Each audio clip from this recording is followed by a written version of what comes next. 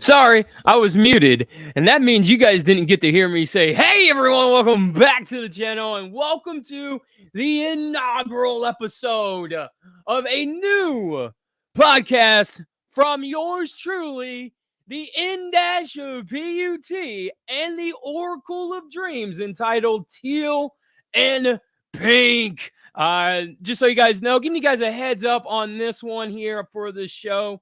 The show will probably not be every week. It'll probably be maybe like every other week, maybe a once a month kind of thing, something along those lines. But yeah, it's just something that so me and Oracle can just get on here and talk and not really kind of feel constrained to something like just like, I don't know, like Transformers or toys or something like that. We could talk movies, TV shows, life, whatever it is that we want to talk about. And that's pretty much what the concept of a Teal and Pink is. There is, if you guys go back to the channel and watch my King of Poseidon review, the term Teal and Pink, it's an in joke between me and Oracle and you guys if you watch that review. Also, there is a channel update video coming as well. I'm working on it. I'm also working on the Victory Saber QC fixes a video as well as we speak. I have to film that as I fix everything and getting time and stuff to fix it and everything else while sifting through client emails and working and stuff like that. So I'm trying to try to get stuff like that, man. So that's pretty much what the deal is there with that. So let's see. And Oracle of Dreams was running a little late, but hey, she's here now, and it's all gravy, baby. So let's say what's up, everybody in chat. Thank you, everybody, for joining us. Ultra Marcus says, dude, it's 2023 in the UK already. America is like so 2022. Reminds me of that Fergie song, right? Where it's like, you're so 2008. You're so 2008. Dear Lord. I don't know. What's up, MC DJ? Hope you're doing all right. What's going on, Haida? And we keep trying to push the clock back further, right? Man, Uncle or Father Time does not wait for anybody, dude. It just is what it is. And Ultra Marcus, I gotta ask, since you are the future, how did you get there, man? Was it a DeLorean? Please tell me it was a DeLorean, because that way, at least you have a car for the roads that you travel when you get wherever it is that you travel. So, yeah. Please tell me it was a DeLorean. Let's see. Haida says, Happy New Year, all past, present, and future. I agree with that. What's up, Princeton? Hope you're doing all right, too, buddy. Ultra Market says, Snapdragon's teal accents make him pop there. I said it. Well, yeah, dude, you're absolutely right. 100%. Yes. Let's see. Haida says, still salty about the select CCon distribution. You know what? IR. That's a phrase, right? IR. Ultra Marcus says, sorry, input DeLoreans are cool, but I'm a TARDIS guy. I gotta say this. I'm not a Doctor Who fan. Same. I'm just never not. been one. And that is nothing against the show. Nothing against the show at all whatsoever. I tried watching it. I tried watching the original. I've tried to find an era of Doctor Who that I can kind of really sink my teeth into, and I just can't do it. It's not for me. Not a knock on the show. It's got its fan base and everything else, but it's just not. It's just definitely not something for me at all. And let's see. Haida was talking about the distribution of the select CCons. You know what's fascinating to me, man, is they've re-released what? 4 of them, 5 of them, right? Something like that. But they haven't released enough to make the full combiner at least again. So it's like, what are you doing there, Hasbro, Takara? I mean, that was a Takara figure. Let's be real here. It was a Takara figure that was distributed by Hasbro. It was a Takari Tomy Mall. figure that Hasbro brought over. So it's like, Takara, what are you doing? You know, like, why are you releasing 4 out of them instead of 6 or something like that? Whatever it is, right? It's weird. It's definitely weird. But speaking of that, speaking of weird stuff, let's kind of get into the nitty gritty, man. Like I said, it's probably gonna be like maybe twice a month, maybe once a month or something like that. It's just kind of like whenever me and Oracle want to get on here and talk, we got something on our minds, we kind of jot it down and we'll save it for the show. Now, this show will be a Saturday night show. I will post, I will make the thumbnail and all that stuff and post it up about a week in advance, a couple of days in advance, so you guys know and are well aware ahead of time of it. But I will say this, Doctor Who, right? We were talking about this earlier this week, and this stuck in my head. This really did. Is that the hold on, let me fix this echo real quick.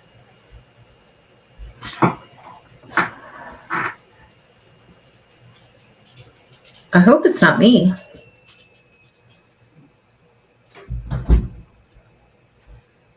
I think it is. Let's see. There we go. Yeah, there it is. Okay. So I had to. I closed my office door, so that should work, right? So anyway, so Doctor Who, right? Back when I was growing up, there was like a clear divide, right? Like not I wouldn't say a clear divide, but there was a divide amongst science fiction fans, right? There was like, I wouldn't even say a divide, but there was like definitely, you had like the people who were like science fiction, like super science fiction nerds, kind of like Doctor Who, those type of like Babylon 5, like Red Dwarf, stuff like that. The super nerdy, right? Like you had like the super nerdy stuff, right? And then you had like the Star Wars nerds who were like the metalheads, you know what I mean? Like, you know what I'm saying? Like, I don't know. It was like, whereas like, it was cool. I guess what I'm saying is like the Doctor Who crowd was like the ones who were fully engulfed in science fiction. They read like every science fiction book they could get their hands on, watched every show and stuff like that. And then you had the people who were into science fiction, but also into a lot of other things, you know, like heavily into it. Do what? I said, that's me. Yeah, I mean that was me too. Like that, there's a couple of those shows that I did enjoy. Like I did enjoy Red Dwarf, but when push came to shove, I was a Star Wars guy, metalhead, you know, just music and everything. So heavy metal type stuff too, because when we started dating, you were introducing me to all this other stuff that I never even had a chance, like heavy metal 2000 type things. Yes. Lily Cat, of all things, how did I ever miss Lily Cat and my love for sci-fi? And to be fair, I love sci-fi, but I love more sci-fi horror, scary stuff. That's where I gravitated more towards, which is why it's always odd when people are like, you were a big fan of Stargate. Yeah, like Stargate. Give me X-Files or give me Death. See, I realized I wasn't like a big, I don't know, like the Stargate movie I thought was cool, but the TV show when I was like 12, I got into. I thought that was pretty dope. But then I was like 15 and then I stopped getting into it. I was like, yeah, this is kind of lame, you know, because it was filmed like that 90s style TV where you could watch something like Walker, Texas Ranger, or you could watch like Knight Rider 2000 or something like that corny 90s science fiction, Cleopatra 2525, right? Yes. Like you could watch that, and that's when I started to realize like this, you know, the special effects were getting really cheesy. I mean, they were always cheesy, but I started noticing how cheesy they were, right? And I was just kind of like, I'm totally out. Like this show kind of sucks, you know. But then when they came back with Stargate, what is it? Not Atlantis, the one in space. Stargate Universe. Yeah, Stargate Universe. Man, that sucked me in so hard, and then they canceled it, and I was like, "What are you guys doing?" They canceled it after what, 2 seasons, and it was actually really, really good. Like they really serioused it up, and I was really here for it. And I'm like one of the very few like original Stargate fans to even say that. I hear like they destroyed the show, they made it more Battlestar Galactica. I'm like, well, where else could they go with the Stargate franchise? Like, let's be real here. Yeah, no, absolutely. Like, and that's the thing is that they had the what real quick. Ultramarket says you're right. Input. When I was growing up, Doctor Who was for the super nerds. LOL. See, it wasn't only me. Ida says Lily Cat is vintage gold, man. It is. It totally is. Zihara, man, what's up, dude? Big M, what's up? Hope you guys are doing all right. And yeah, dude, there was like the Stargate universe thing was, I know it pissed off like a lot of the original fans of like Stargate SG-1 and Atlantis and stuff like that because it was so out of left field. And to those people, I will say this because I know a lot of people that they loved Stargate SG-1 and then Universe came out and they're like, oh, it shit's all over the franchise. The show sucks. It's different. Okay. To all of those people out there that used to say that to me that are now into the MCU, okay? I hope you now know how I feel. You know what I mean? Like there's a camaraderie there, right? Because I'm not the biggest fan of the MCU. I was in the beginning, but then they started. Doctor Strange killed it for me. That movie was terrible, okay? And I say that from the standpoint of a massive Doctor Strange fan. I've read every comic. When I was growing up, dude, it was like, you know, Strange Tales and stuff. Anything I can get my hands on from like the 60s and 70s and stuff that had Doctor Strange. And then like the Doctor Strange series from the 70s and then Sorcerer Supreme from the late 80s and 90s and stuff. Like I grabbed all that. The Strange series from the early thousands, written by Michael J. Like I grabbed everything. I soaked it into my being, Doctor Strange. And then that movie came out and I was like, dude, this sucks so hard. So to all of these Stargate SG fans that hates Universe, right?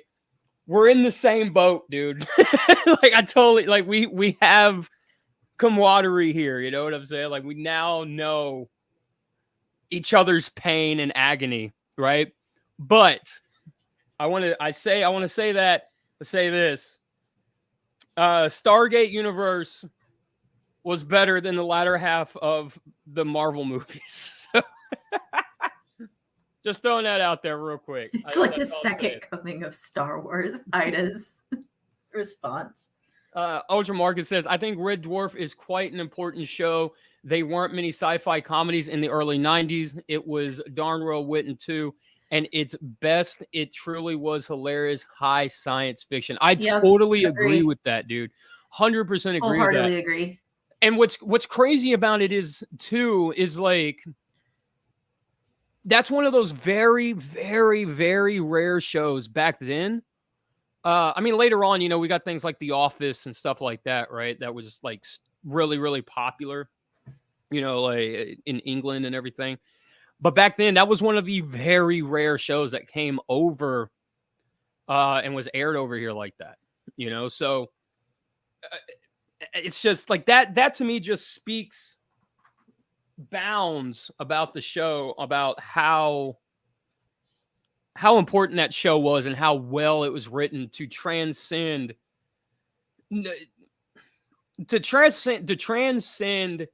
like dry British humor and then be able to transcend over here and become popular over here when dry British humor is not the norm over here, you know?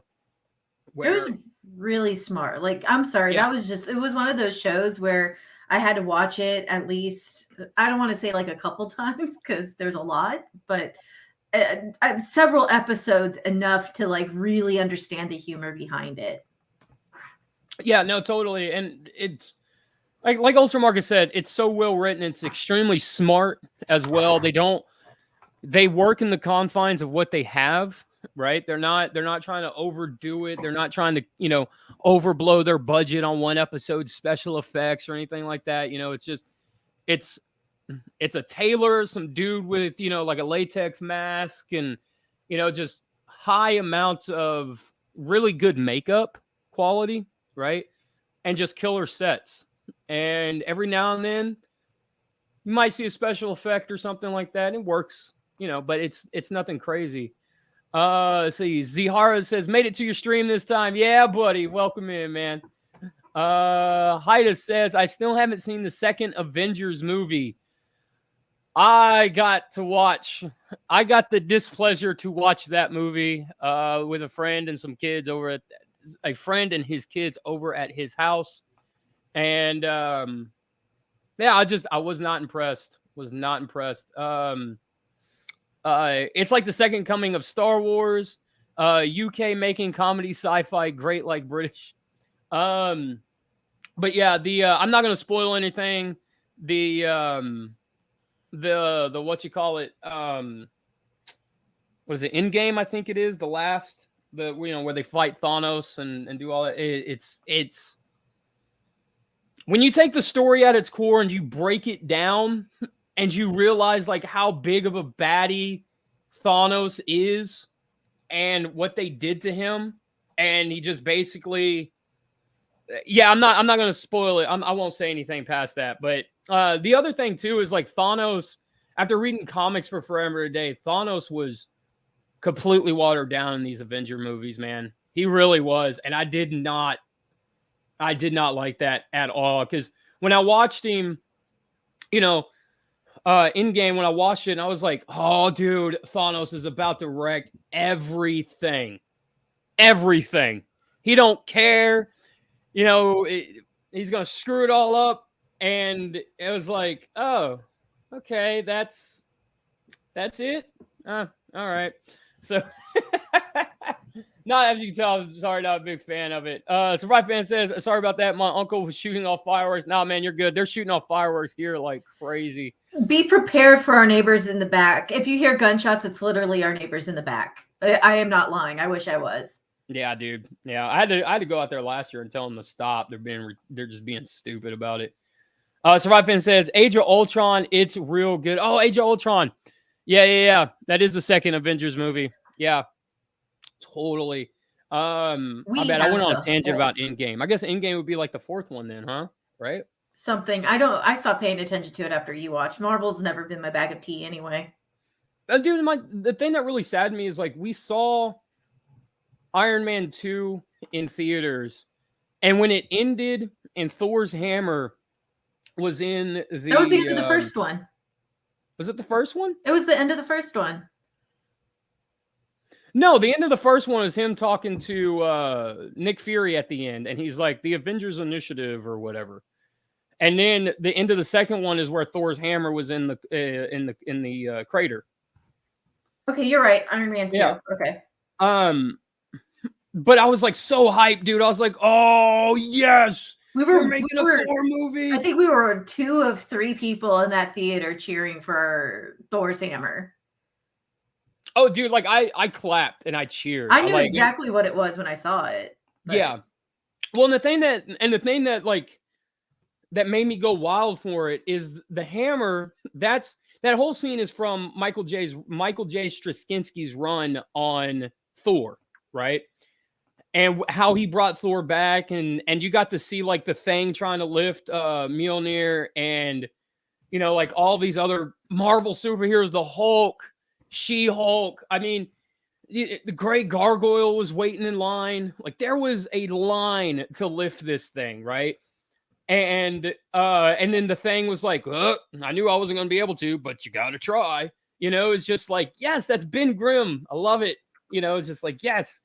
So I was really excited to see what they would do with Thor. And then when Thor, the first movie was written by Michael J. Straczynski. Gosh, I always have problems with his last name. Don't worry, guys. We'll just say MJS from now on.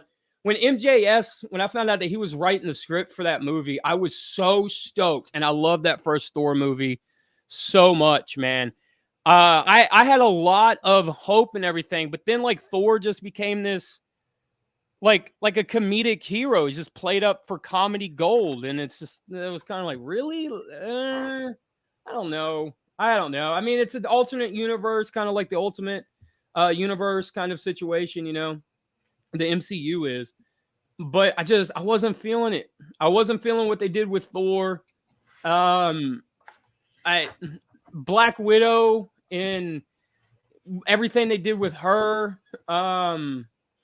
Now I know a lot of people were unhappy because she wasn't able to give birth, and people perceive that whole speech with the Hulk in Age of Ultron as like her saying that she was a monster and stuff like that. And a lot of people, you know, I think if that's how she views herself, that's how she views herself.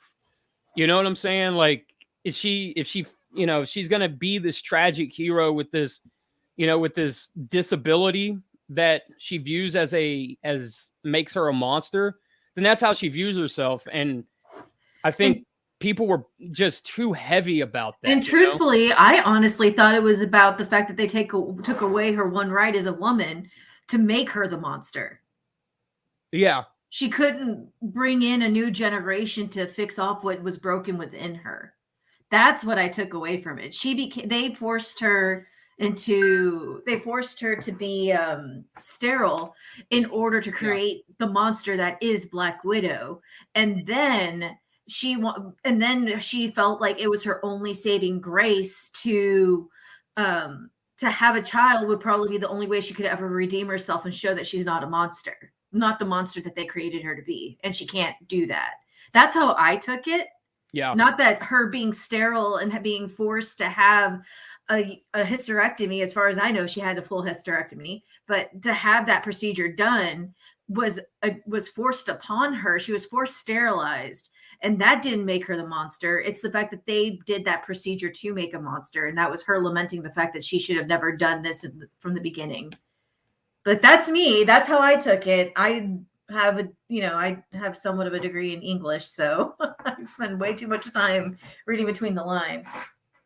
I think that whole thing was like the beginning of like the Twitter crowd starting to ramp up, you know, like the you know what I'm trying to say. The ability to write metaphor and the ability to understand metaphor has been lost. I will say that. Well, Survive Fan asks, or he says, Hulk is the monster. I don't know much about Black Widow. And see, that's what the whole conversation was about, right? Like this. So this is how I took that conversation was she's talking to the actual monster, you know, like the Dr. Jekyll, Mr. Hyde, physically looking monster. And on the outside, Black Widow is perfect. You know, she's buxom, she's beautiful, she's hourglass, she's everything traditional America or actually traditional culture would tell you is beautiful. All on the outside, but on the inside, she can't do things that you know, like a woman would be able to do. And it's her confining in the actual monster, you know what I'm saying? Of that universe, that they are very much viewed as one in the same, you know, just from a societal standpoint. And the thing that what I thought was really cool about that entire speech is, you know, I feel like representation is extremely important. I'm not here to get on like a high horse or a soapbox, guys, so bear with me on this one, right? I feel like representation is extremely important in superhero movies, in comedies, I don't know, you know, pick your poison, right? And to have a woman that might feel like she is a monster and currently going through this and trying to get her feelings out with the actual monster and stuff. There might have been women in the actual audience that feel that exact same way. And now they have not a character to latch onto, but a character to kind of look at and go, oh my God, dude, she's so awesome. She's, you know, she's dodging bullets and she's, you know, she could fight Iron Man like one-on-one. She's a badass, but she has these massive you know, like she feels like these are issues for her, you know. But if, you know, if she's going through it and I'm going through it, and if she can deal with it, then I can deal with it too. It kind of gives those women something to look up to, or something to kind of try and find like peace within themselves with, right? And I say that from that perspective is because all throughout COVID, when I had COVID anxiety like a motherfucker, right? I always thought to myself, I was like, okay, if Vegeta, and I know this sounds corny, but I said if Vegeta can get up every single time, he's broken, he's beaten, he's bloodied, busted arms, you know, broken neck, messed up face, broken back, messed up body. If he can get up and stand up and still go toe to toe with these monsters like Cell, Majin Buu, Goku, right? If he can still go, then I can get up every day. You know, it's where you find your strength, right? Like where you find your inner strength in certain moments. And I feel like that whole scene creates that for those people who might, or those women that might feel the same way as Black Widow. That's how I took that. Right. I'll be right back. Pepper's drooling on herself at the moment. Okay. And what she means by that is our dog is terrified of fireworks. So let's see. Ultramarket says subtly and nuance do seem to be the lost art. Yes, dude, I 100% agree with that. 100%. Survive Fan says Wolverine is in worse shape than her. Yeah, I don't disagree with that. I really don't. I think that Wolverine, however, I think they're cut from the same cloth. But Wolverine was able to, you know, I mean, Black Widow was able to escape her captors as well. But I think Wolverine finally found peace with it, the whole situation, because when what was it? Cyclops at one point, I forgot the name of the book. Was it X-Men? Oh man, it was like or no, they brought back X Factor or X Force. It was X Force. Jesus, it was like X Force, like circa 2007 or 8, and they all wore black and gray. The beginning of that issue, Cyclops, and this will lend credence to what I'm saying. The Cyclops asked Wolverine a question, and at the end of that entire speech, right? This is shortly after Cyclops did what he did, and it's all revealed and everything. But he asked Wolverine to basically, you know, reform X-Force and start taking out the X-Men's villains, like permanently. And Wolverine asked him, he said, "Are you sure about that? Because there's no coming back from this." And where Wolverine was willing to do it, he didn't have any hesitation in doing it. But he in that statement, he's accepted what he is and who he is and his past and what his past entails. So that's what I kind of feel like the difference is like Wolverine's not struggling with it anymore, but Black Widow still is struggling to this day. See, Survive Fan says, I consider myself a warrior as that's my calling. Yes, I've been fighting my inner demons, including a dead girl who drives me insane. All right. He did say later that I had a dream about this dead girl driving me insane last night. Oh, yeah. Ultra Marcus says, does the new Avatar movie interest the panel? New Avatar movie. Okay, let's talk about James Cameron's Avatar. Can I start, please? Yeah, go ahead, start. Go for it. Okay, so I said, here's my post. I'm just going to go ahead and post what I wrote if I'm able to. No, I'm not. I wrote just under, no spoilers. I don't know any spoilers. Okay. I really don't know any spoilers. Survive Fan, real quick. I am going to slightly spoil the storyline, but not the whole movie. No spoilers. Of Avatar. But basically, when I watched the very first Avatar, all I could think of was this was Fern Gully in 3D. First and foremost, Fern Gully. It was not a movie I would go out of. If my dad hadn't dragged me to it, I wouldn't have seen it. To be 100% honest with you, so when I heard that they were making the new Avatar, I was like, okay, there's a movie nobody really asked for that I knew about, but okay, if people are excited for it, that's their thing. Great, whatever. But again, watching a 3D Fern Gully was just not my cup of tea. I did not care for that movie at all, the original movie. And I'm sorry, Ultra Marcus, if it was one of your favorite. Oh no, you just said the whole concept of Avatar doesn't grab me. Yeah, a lot of it I just could not come around like at all. It just was not a movie for me, and I will be honest with that. And the storyline was contrived, the acting was subpar, the special effects were nice, and I guess if I watched it in 3D, it'd probably be a little, IMAX 3D. I think I would have enjoyed it a little bit more, but it wasn't a movie I would go out of. Dances with Giant Space Smurfs in Space. Yes, that's another good example. I mean, the whole story has been redone time and again. This person, it's just such a boring concept to me because I've seen it. And Input understands this. Those kinds of storylines, fish out of water type storylines are great, but when they're in a rom-com, not in a sci-fi thriller. Let's be real here.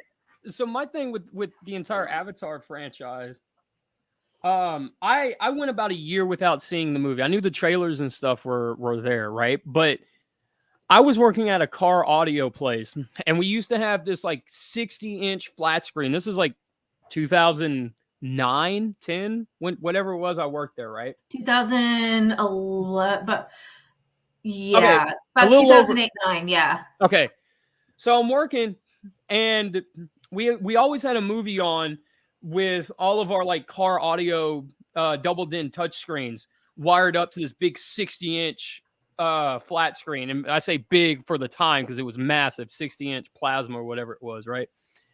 And I was watching this, and I was like, okay, all right, that's a cool scene. And mind you, I was hyped to see it because it's James Cameron. Every time I watch Terminator 1, 2, Aliens, doesn't matter, I always find something different, especially Terminator, to the effect that the T-800 terrifies me even more so, okay?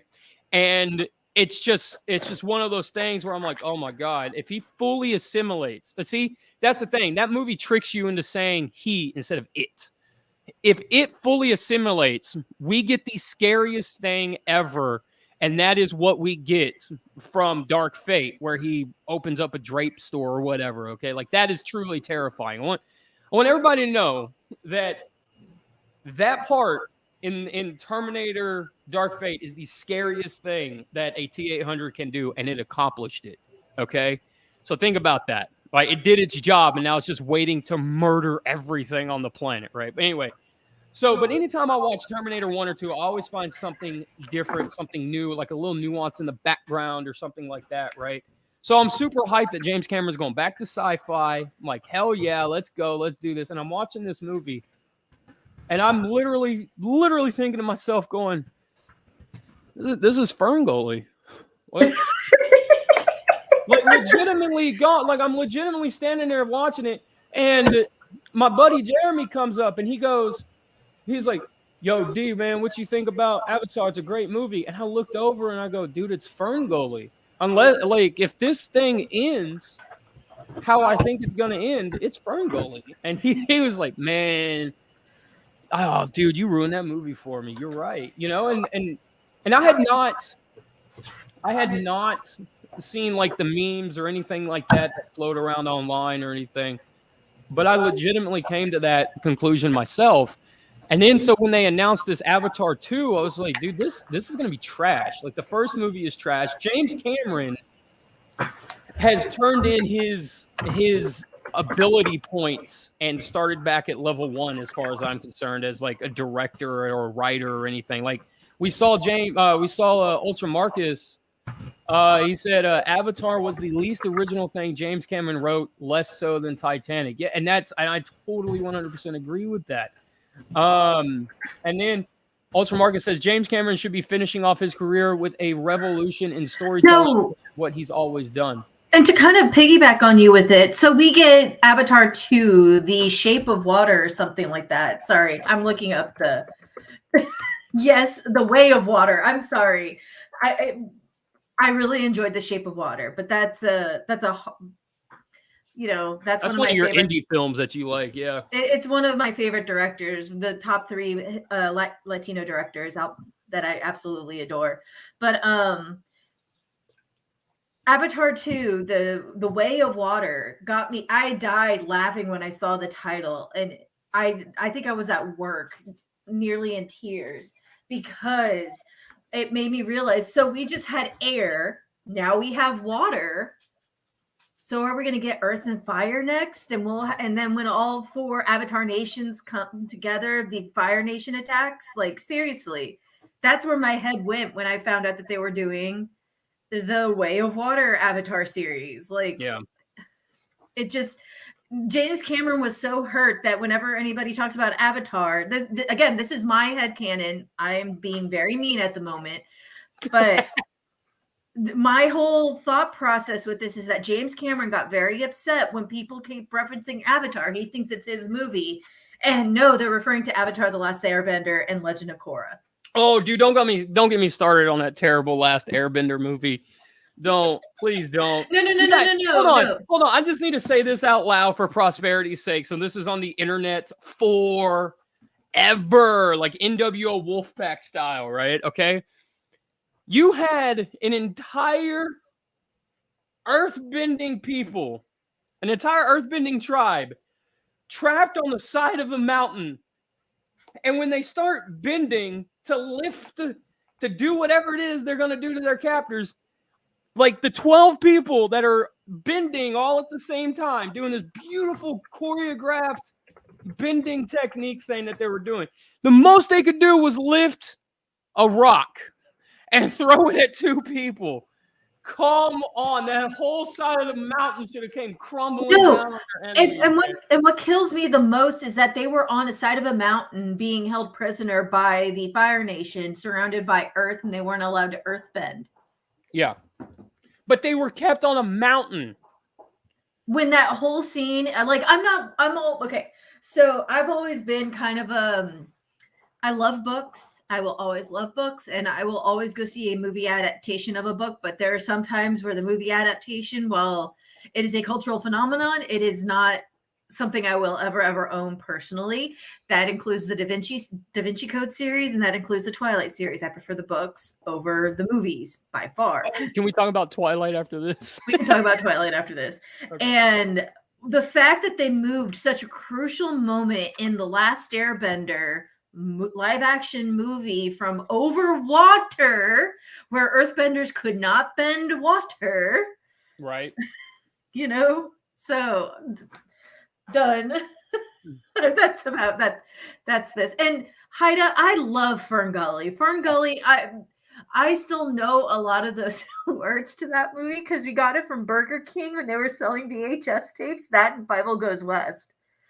God, I just aged myself. Dude, Five will go. Okay, hold on. Before we go into that, Five will Goes West, fantastic movie. Absolutely adored that movie. That was one of the movies that, as a kid, when I watched it, I begged my mom to buy it from the movie store. And mind you, not Blockbuster or Hollywood Video or whatever. Back when movie stores like Ma and Pa, hole in the ground type of, or hole in the wall type of. You're not allowed to go behind the shiny curtain. Yeah, dude. Like I asked her, I pleaded and begged with her to get me that movie. To buy it, because I didn't know like you could go to like a Kroger or a grocery store and buy a movie or something like that. Like when I was like 5 or 6, I thought this is where movies are sold and rented and magically made, and like the whole thing is like the whole process takes place in a back room and blah blah blah. But I did end up getting it about a year or 2 later for Christmas. But love that movie. Absolutely love that movie. the Twilight thing, right? So this is like a bone of contention in our relationship, right? Okay. So I'm sitting there, and she goes, she tells me that there's this book midnight release book thing happening on like Twilight book. I It don't know. was Breaking 30. Dawn. It was the midnight release. I had pre-ordered the book. Okay, and Okay. mind you, I started the series that summer and binged all the books up until the new one, and I had to get the new one, and I wasn't about to fight a ton of teenage girls for it. So Okay. You weren't going to fight him for it, but I'm the one who almost got in a fight, okay, with a bunch of teenage girls, okay? So I'm sitting there. I'm like, I was like, what, 21, 20? No, I had to be like 22 in we that were range, the right? only adults without children there. Okay. So she asked me before we go. She comes over. She's all dolled up. She looks great. And I'm like, all right. And I'm in like a Slayer t-shirt, some jeans. I've got, my chains, my boots, and she's just like, are you dressed like, are you going like that? And I was like, yeah, we're going to a bookstore to pick up a book. Why? And then I stopped and thought, I was like, well, why are you all dolled up? And apparently, Because it's a wedding. you're right. Like, this is the book where people get married. And I was like, okay. And then so I go in the closet, I grab a silk dress shirt, and I put it on over my Slayer shirt, right? And we go to the bookstore. I'm sitting here in the comic book section where they have all the hard trade paperbacks, the hard covers, all of it. We're sitting here. And I'm sitting there, and as always, if you find me in one of those stores, I'm always flipping through Spider-Man. Hands down, 100% Spidey all the way. So I'm sitting there, flipping through, and this girl shows up. She's 11 or 12 or something, and she's wearing this full-on wedding dress, okay? And I was like, what? What is going on? And then her friend comes around the corner, and she's wearing like something that you would wear to prom or whatever. And I'm going, what is this? And then past your bedtime, it's midnight. What the hell? And then I start looking up, and I stand up, and I see this sea of 11 and 12-year-old girls dressed up to the nines in like wedding gowns, prom dresses, whatever they could wear that they thought they looked great in or whatever. And I started to get creeped out. Okay. And I was like, whoa, what is this? And I'm sitting there, and I was like, okay, I'm just going to sit back in my own little corner and read some Spider-Man. And the 12-year-old girl, there's like this, and at this point, there's like hundreds and hundreds of people in this bookstore. And I'm sitting there flipping through Spider-Man. And this 12-year-old girl, her and her friends are all sitting around me. And she goes, excuse me, sir, which one do you think is cooler, vampires or werewolves? I have no idea what Twilight is. I don't know what it's about at this point. I will. This is an Oracle faux pas. I should have give him the politics of Twilight. I had no clue whatsoever what Twilight is at this point in my life. None. This is like, what, 3 or 4 books deep? None, right? And I think a movie's around the corner or something at this point. Like, I have no clue. And I'm sitting there, and I'm thinking, like, I'm thinking werewolves versus vampires. I'm thinking Underworld, right? I'm thinking, like, just super awesome battle scenes, bloody, grotesque type stuff because it's a werewolf versus a vampire. I'm thinking Wolfman, Nosferatu kind of thing. And I was looked at this little girl, and I said, dude, werewolves. I almost got attacked by a squad of 12-year-old girls and beaten to death because I said werewolves are cooler than vampires. Okay. No clue. And she's like, you like werewolves? And I'm like, hell yeah, dude. They're awesome. And she's like, they walk on all fours. And I was like, well, yeah, traditionally, but they're anthropomorphized and blah, blah, blah.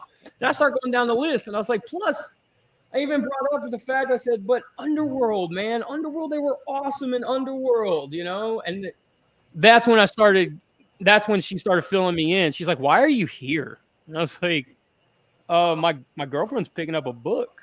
She goes, is it Twilight? And I was like, I guess it's a book. I don't know what it is, right? So So then that's when this 12-year-old girl starts to inform me, she's telling me what Twilight is and everything else, the vampires, the werewolves, everything that goes into it, it's all involved and everything else. And I was like, okay, well, I'm just going to keep my mouth shut now and keep reading my Spider-Man. I don't want to get attacked by 100 12-year-old girls and beaten and stomped to death because werewolves are better than vampires, but whatever, and just it was crazy. Now I preface all of that with this.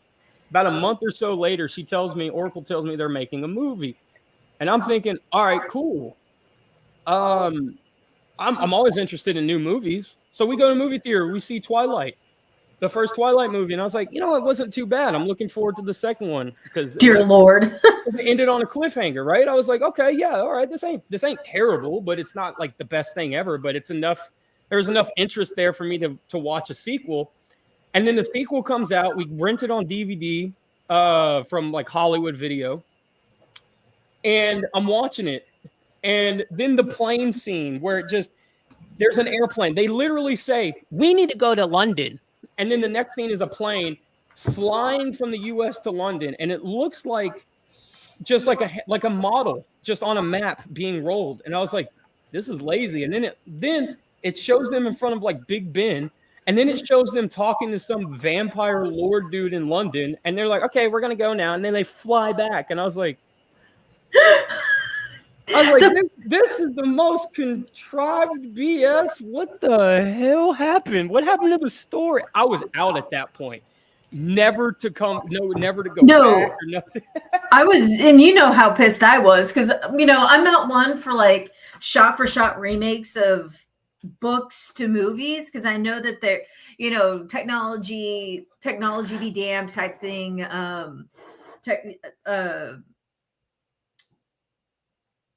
Barring technology issues, like there's certain things you can, because of the technology availability, there's some things you can't do. And then, it would be expensive. A full length book is not a full length feature film. A full length book could be 4 or 5 hours long. I mean, do I need to bring back Dr. Zhivago for this example of when you do a shot for shot book? And I think there were like a few bits of Dr. Zhivago left out of the movie and they still needed an intermission for that. Anyway. Yeah, that whole situation, like I was like, dude, this sucks. I can't believe I like the first movie. This is where we're going. This is where we went with this. Okay. No, and I was really pissed of the characterizations of Twilight. Like, to be honest, I have a superbly big imagination, vast imagination. And when I imagined the main vampire character to come out and be like sparkly crystal, like he can't live, I wasn't like Emma Frost. Exactly. That's like when you told me about him, when you told me about like the whole vampires being like, they shine in the sun. Yeah, they shine in daylight. And then you pulled out the book and you read it to me. My first thought, and I even said this to you, I was like, oh, so it's like Emma Frost. And you didn't know what I was talking about. And I pulled out X-Men or Generation X, and I was like, here, this is what she looks like in her diamond form. And she's like, yes, that's exactly it. So we go see this movie, and that's what I'm expecting. That dude steps out and he's just got glitter on him. He has glitter on him. Like, yeah, you couldn't have splurged like a few $1,000 more to make him look made out of like complete crystal, because that's what she describes him as. It looks like a crystal statue. Yeah. Well, and what's crazy is, like, real quick, MC DJ says he enjoyed the Hobgoblin, especially how he is drawn in the Marvel comics. I absolutely love Hobgoblin. He is one of my favorite Spider-Man villains, hands down. And what really pushed him over the edge for me was Mark Hamill in the 90s Spider-Man series. For real, dude. He just absolutely killed it. I mean, he uses the same voice for the Joker, essentially, but it's such a great, he's a great, phenomenal character. And then Survive Fan says Electro is my favorite Spider-Man villain, yours and mine as well. Especially, dude, when they brought him back to life, or when they gave him back his powers, right? In the Spider-Man comics, and they're about to electrocute him. They're going to give Maxwell Dillon the electric chair to kill him. And every cop on the force is like, dude, don't do this. And like the mayor of New York's like, Do it. Kill him. You can't tell me what to do. And then Max Dillon's just like, you know what's going to happen, right? I'm going to become Electro and you all guys are all going to die. I mean, then he gets his powers back and he fries everybody in the room. Dude, it's such a good book. Those 2 issues where Electro comes back to life. And I say Electro the villain, not like Maxwell Dillon was not dead, but Electro the villain, he gets his powers back. Those 2 books, man, back to back, is a 2-parter. Done so well for them. Let's see. Hyda says, now as then, 'tis simple truth, sweetest tongue with the sharpest tooth. Hyda brings up Demo Goblin. Dude, Demo Goblin was okay. You want to talk about like 90s over the top design? I mean, you take a character and you balls to the wall the character, and you're like, screw it. We're gonna give Hobgoblin the spirit of vengeance. And we're gonna make him have like a venom tongue and a flaming jet glider, dude. My like that was so my speed as a kid, dude. 100% my speed. Survive Fan asked, have you seen the new animated version of Electro? His voice is crazy, very scary, like Buzz Lightyear, Star Command Zurg voice crazy. No, I haven't. I'm totally gonna have to check that out here though after we're done here. MC DJ says, oh yeah, totally forgot about Demo Goblin. Good mention, Hyda. Yeah, dude. Demo Goblin, I mean, don't get me wrong. Hobgoblin is always in my heart, but when you start branching off certain characters and stuff and making them kind of the same, you know, like they're based on a character, but that they are their own entity, right? Like the Hobgoblin steals all of his stuff from the Green Goblin, you know? So yes, and he's fully aware that he's a ripoff, but he makes it his own. I absolutely love that kind of stuff. And then when was it Amazing Spider-Man 5, I think it's like 518, 517, they introduced the Gray Goblin, and it's Norman Osborn and Gwen Stacy's kid. And if you guys haven't noticed, I love MJS as a writer. Michael J. as a writer. He's a fantastic writer. And he's one of the most prolific Spider-Man writers out there. But when he introduced that entire story and he gave us the Gray Goblin at the end, I was blown away by that. And I was like, oh, yes, please, yes. And then they just dropped it because then they retconned it because Gwen Stacy can never be the one that is a cheater or anything else because the fans hold her up in such high regard. And I love Gwen Stacy. I say that as a Gwen Stacy fanatic, but it is very, it bothered me that they retconned it the way they did because there was a lot of story potential there with the Gray Goblin.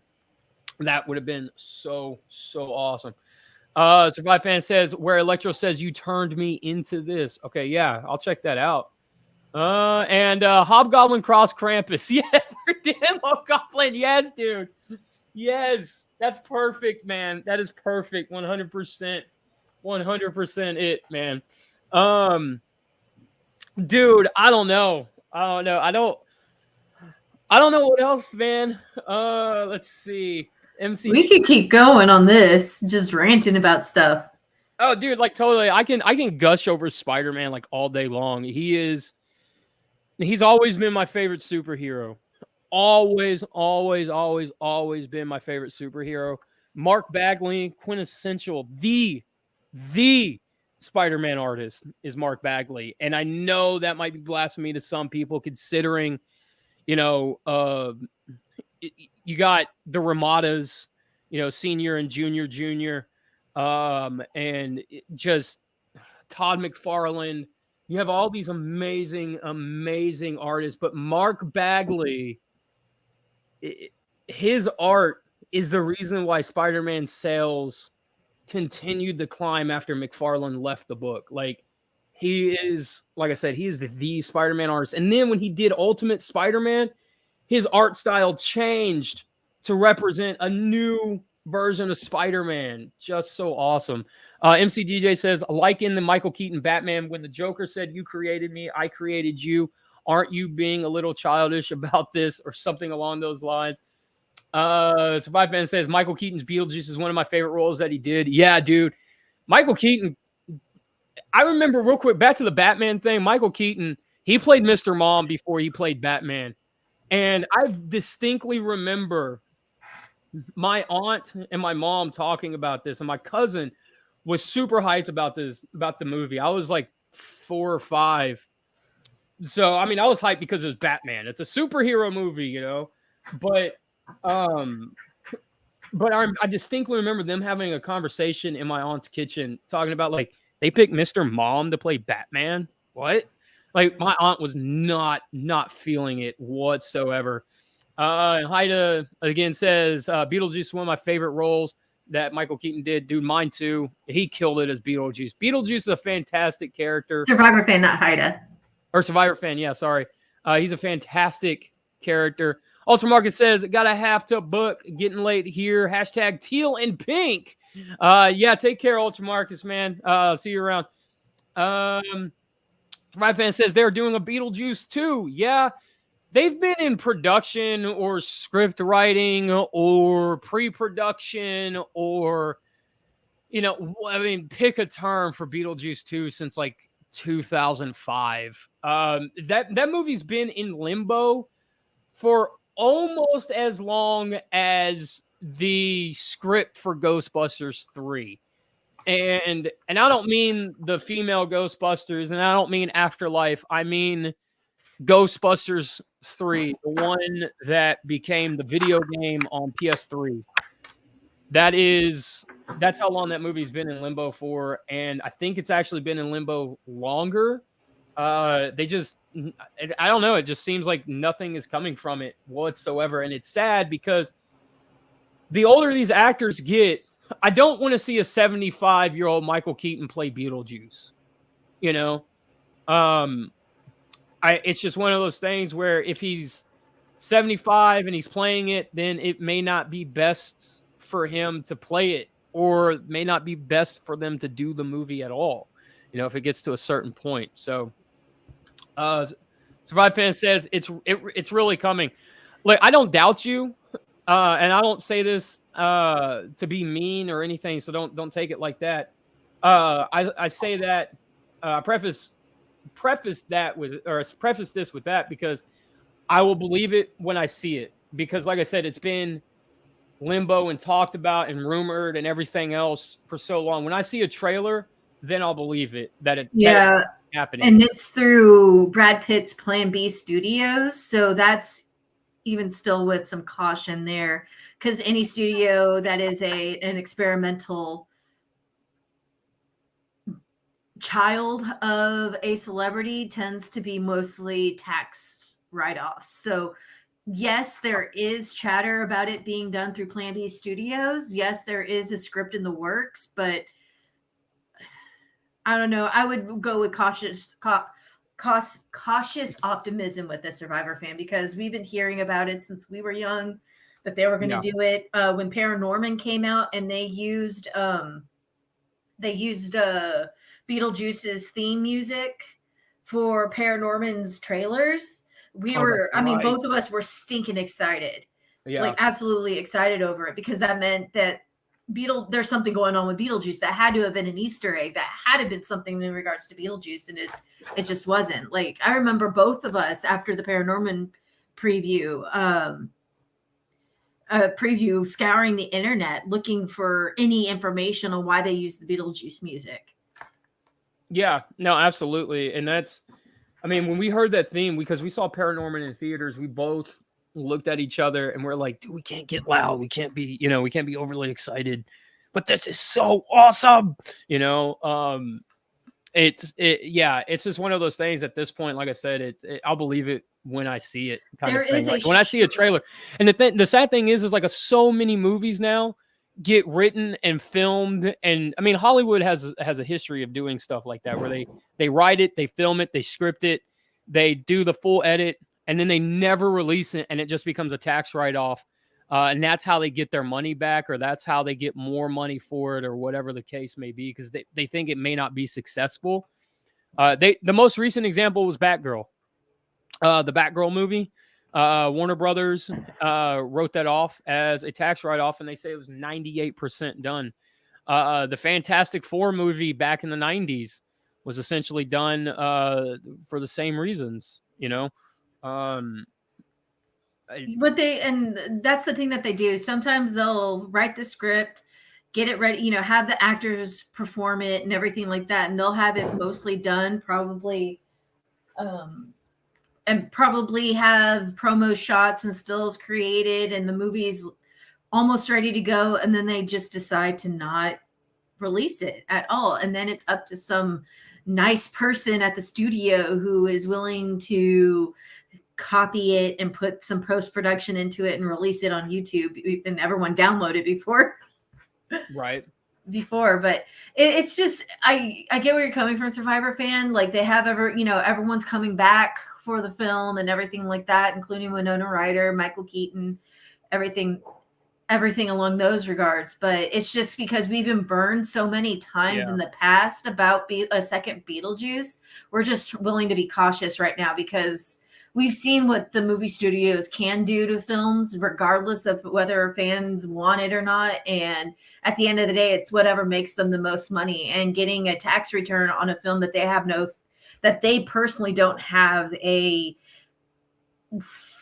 will to, that they feel will never ever do well, is that they're more than willing, if they can make more money in the tax return than they can in box office. Yeah. They will. But then let's not forget that Robert Rodriguez also started the whole indie boom, like trying to find all the awesome indie films, because the El Mariachi was the one that ended up they only spent like $7,000 on it and ended up making like tens of millions of dollars on it. Well, I know you've said that before, and what I want to say, what's up, Ninja Bill? We're just talking, man. This is the new show where me and Oracle, we just talk about whatever it is that we talk about. But I will say, like, I know a lot of people want to give credit with that, but with El Mariachi and everything, but I always disagree with that, and I always point to the live action 1990 TMNT movie, because that was an indie movie. Golden Harvest was an independent movie studio, and when they released it, I don't know, I don't have exact numbers for it in front of me, but that movie was the highest selling movie until Titanic, like in movie theaters until Titanic. So, let's see. Haida says it's probably a legal move if a Beetlejuice film is made and canceled. The copyright floats. That's very true as well. Survive fan says, my friend Jack wants that dress Wednesday has in the Netflix series.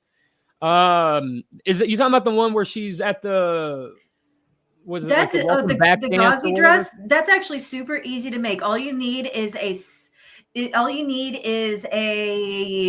slip dress, a spaghetti black slip dress, satin, whatever you can find. And then all you need is gauze. And then you just need to gather it strategically and wrap some black satin across your waist. And there you go. You got the dress.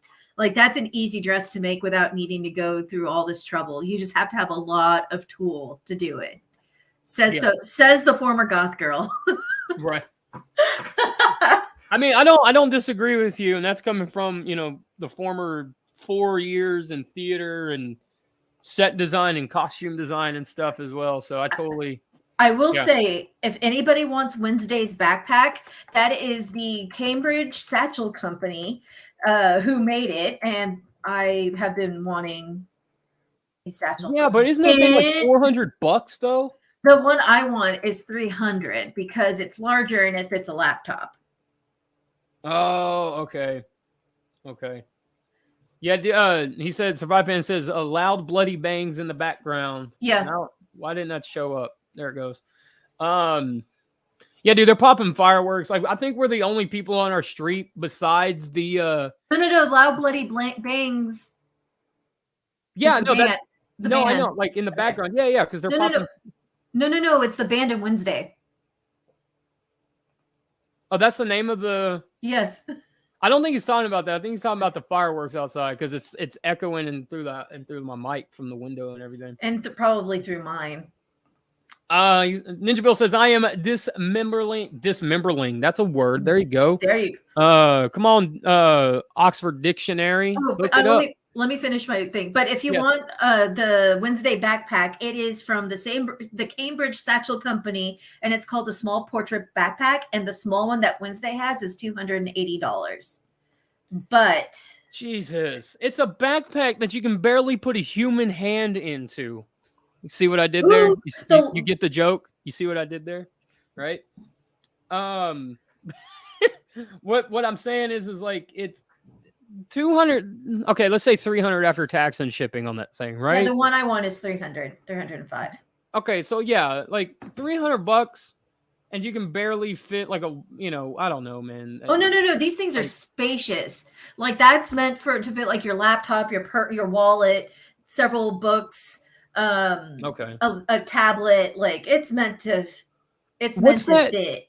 Then what's that tiny backpack that she carries around in the show? I thought that's what the one you were talking about. Yeah, it is. But that's what that one's meant to fit, like just your school books and schoolwork and stuff like that. Oh. Think of it as a regular backpack just for school books. Man, look, I carry a wallet. You know what I'm saying? Like that's it. So this is purses and bags and all that stuff completely out of my realm unless I bring my laptop, with me, and I use my Street Fighter bag. Purses like beyond the shadow. Oh gosh, I can't hide his last comment. Oh my god, I can't. That sounded one hand clapping. I'm doing it. From Fresh Prince of Bel-Air. He's at the concert. He's hitting on the chicks. What's the sound of one hand clapping? Listen here, Lisa. No. Dude, yes. My mom only had one hand, so she had to clap like this. He's like slamming his hand against his neck. Sorry, Haida, you totally distracted me with that one. That's like one of our longtime jokes. Dude, right? Oh my god. That is a fantastic show, man. The Fresh Prince. Love that show. The Simpsons, obviously. I think everybody knows at this point that you're a huge Simpsons junkie, but My Little Pony. I mean, oh yeah, Milo. What is the pony? I'm gonna ask you this, and then we'll head out, I guess. But what pony is that? Is that Harry Potter or something? it's Dr. Hooves. Wow, Ultra Marcus left, and it's Dr. Hooves. I put it up right when we were talking about Doctor Who. Oh my god, dude, that's hilarious. My favorite. I gotta say this, dude. My favorite cameo in was it season? You're gonna have to explain series 4? It's 4, right? Yeah. Generation. Yeah, Gen 4. Friendship is Magic. Hold on, I'm double checking the generations because that still confuses me. Well, my favorite cameo is the Big Lebowski guys. Like that had me rolling when they're walking along in the background at a bowling alley. I was like, that is hilarious, dude. There is some people who work on this show that absolutely love themselves on Big Lebowski, and I absolutely love it. Let's see. Survive Fan says the Simpsons are known to tell the future like JCPenney's A Fall and Closing. And Ninja Bill says, speaking of, what do you think of 10 being 14? I don't understand your question, Ninja Bill. You're gonna have to break that one down for me. The Simpsons, it's not that the Simpsons are known for predicting the future, Survivor Fan. It's just that nothing has changed since the 90s. Like society has not changed in any of the sociopolitical, economic issues at all. Everything has maintained the status quo since the 90s. So what looks like the Simpsons predicting the future is just what was going on in the 90s that is coming back full circle again now. And in regards to Donald Trump, because everybody brings that up, the reason why people were saying they predicted a presidency is because during the 90s, especially the early 90s, Donald Trump got heavy into politics to the point where people were asking if he was going to do a presidential run. Well, not only that, when you say early night, he was always on that kick. Yeah. He was always on that like any talk show that he ever did, he was always talking about how to correct politics and all this other stuff. So, I mean, the Donald Trump thing is a real easy prediction for them to make. Oh, Ninja Bill says Doctor Who, the 10th Doctor has returned, and is the 14th Doctor of the series. David Tennant is back. Yeah, I think you missed our entire conversation. I'm not a Doctor Who fan at all. I've tried with every series or every different series, whatever. And I just can't get into it. I'll watch maybe 2-3 episodes, and I'm like, oh, this is boring, and then I'm out. But so I know that the female Doctor that's before David Tennant 2.0, I know people did not like her at all whatsoever, and from what I understand, that's why they brought David back to be the Doctor again, because that is like people's definitive Doctor Who character or Doctor Who actor. So Ninja Bill says, what? I can't with you right now. Good day, sir. I said good day. I don't know what to say, man. It just is what it is. I like Red Dwarf. Does that count? What is it? The IT Crowd. Yeah. The IT Crowd. That is an hilarious show too. If you guys have not seen that, you guys got to find it. You guys got to find it and watch it. Last time I was able to watch it was on Netflix. I don't know if it's still on there or not. But the show is on DVD if you guys want to, take the plunge and buy a DVD or whatever the case may be. But find truthfully the IT Crowd and watch it. It is one of the funniest TV shows that's ever come from the UK. It is brilliant. And it's, like I said, I'll say it again, the IT Crowd. It's hilarious. Ninja Bill says, watches Ghost as well. Almost the entire cast from Horrible Histories is on it. The British version or the US version? Because I started watching the US version not too long ago, and I thoroughly enjoy it, and will try the British version eventually. But I've also been enjoying Wellington Paranormal. That is hilarious. I'd see. When Ninja Bill said that, I was like, I have no idea, but I bet you Oracle does, because he said Ghost. I watch way too much paranormal TV. Like, when I say I'm into sci-fi horror, there has to be a horror paranormal aspect to my sci-fi. Yeah, I don't know. I watched Ghost Hunters with CM Punk that one time. So I mean, CM Punk, who is the other dude? Oh, there were several TNA and WWE people when they were on SmackDown. Oh, when Sci-Fi had SmackDown? Yeah.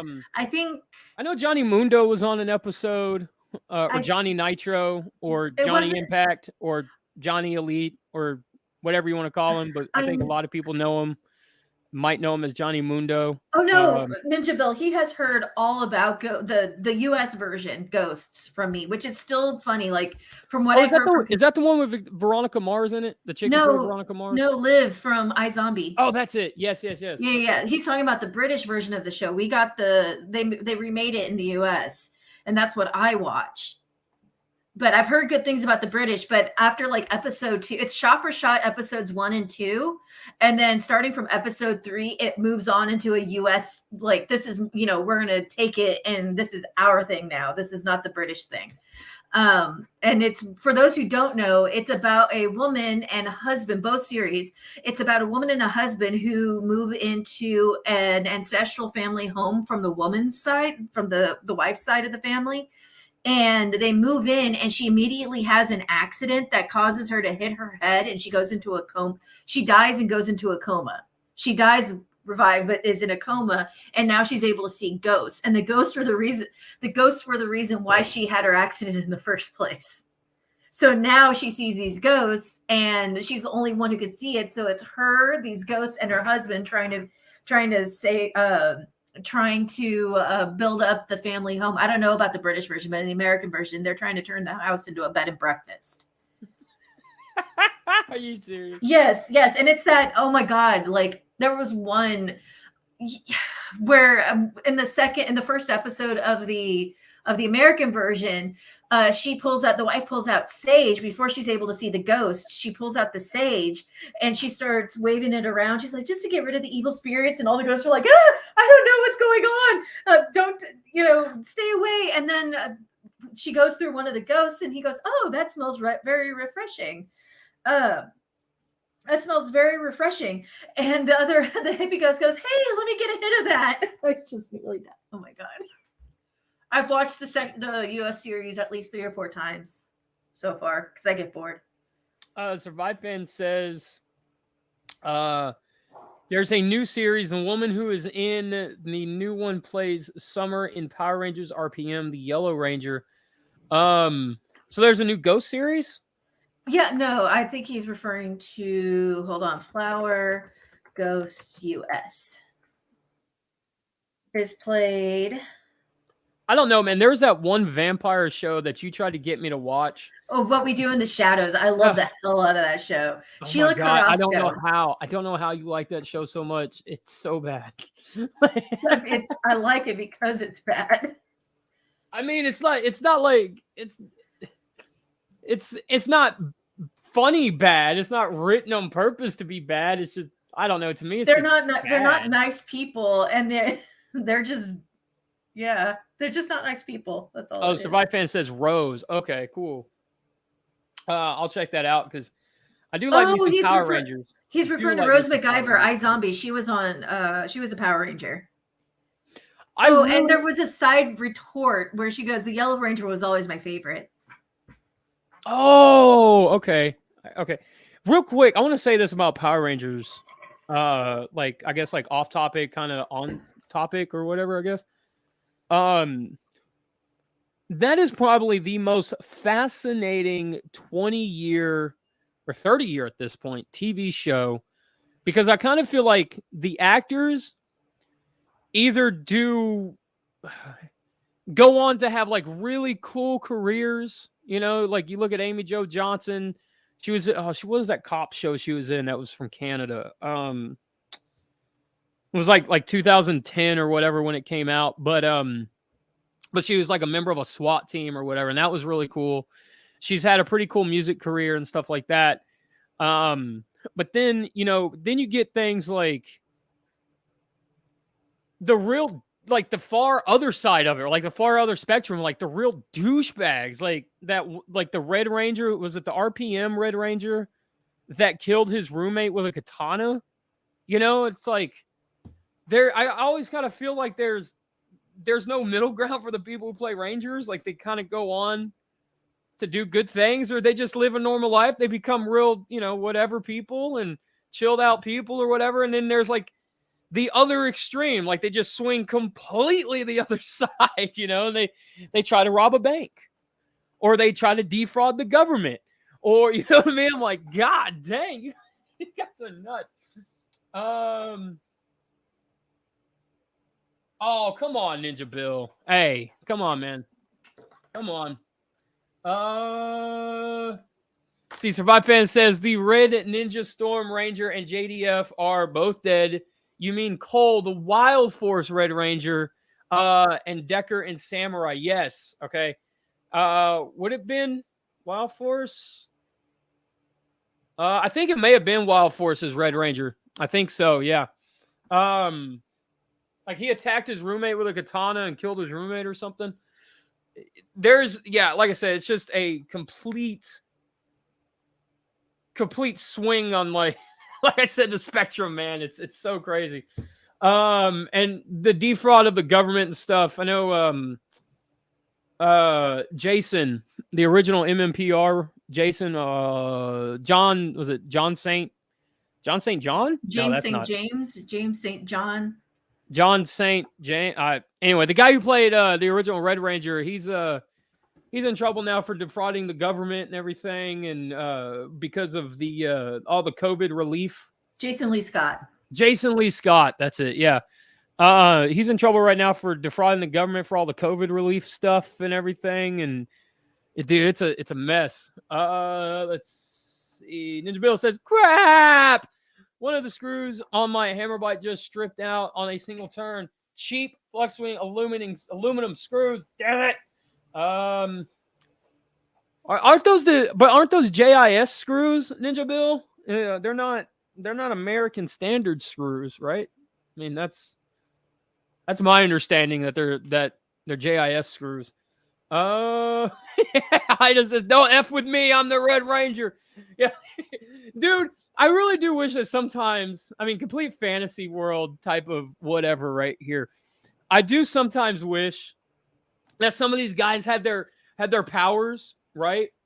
And it's like, could you imagine John St. John or whatever, Jason Lee Scott, whatever. I don't know why I'm messing up his name. Well, here I am naming porn stars, so.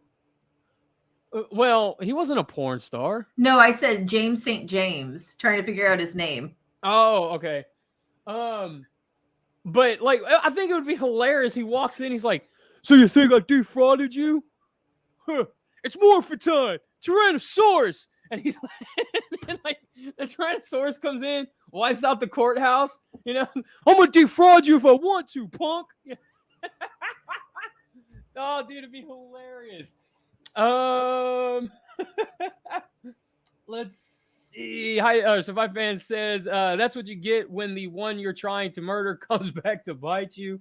Ninja Bill says, doesn't matter. It's stripped out, which means I have to drill it, pull it out, and replace it now. Oh, that's fair. That's very fair. And hopefully rethread the effing thing. Don't have to rethread the effing thing. Dude, I hope not. But yeah, I don't know. Just like, I just think that would be hilarious, like the Tyrannosaurus is sitting outside, like that's his ride to the courthouse that day. That'd be so ridiculous. Yeah, I don't know. Going off on a tangent here, but anyway, all right, guys, I think we're gonna cut this one. It's been almost an hour and a half.